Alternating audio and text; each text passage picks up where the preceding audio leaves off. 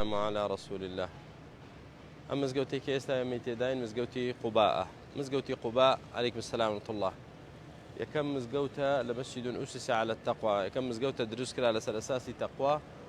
وسرتك في عمر إخوة عليه الصلاة والسلام هاتا أم مزقوتها ليرة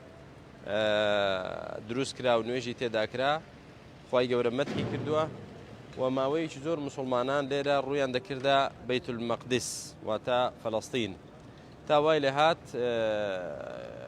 ئەمری خوای گەورە هاتە خوارەوەکە قیبلەی مسلمانان بگۆڕن لە بەیت المەقدسەوە ڕووبکەنە کوێ ڕووبکەنە المەسجد الحرام بۆیە لە حەقیقەتدا ئەمە هەم مەسجدی قوبا کە یەکەم مزگەوتە دروست کراوە لە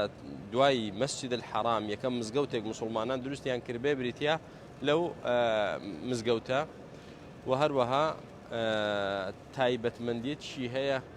کە هەر کەسێک لە ماڵی خۆی لە شوێنی خۆی دەستنوێژ بگرێت و بێ دوو ڕکعات سونەت لێرە بکات ئەوە بۆی بە عومرەیەکی تەواو دەنووسرێت و هەروەها تایبەتمەندێتی سێمیش ئەوەیە کە لێرە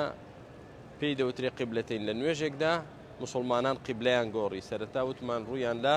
بەیت المەقدس بوو لە نوێژدا بوو سەحابەیە کات هەواڵی پێدان وتی مسلمانان ڕووتان بسوڕێنن ڕووبکەنە مەسجد الحرام ڕووبکەنە مەکە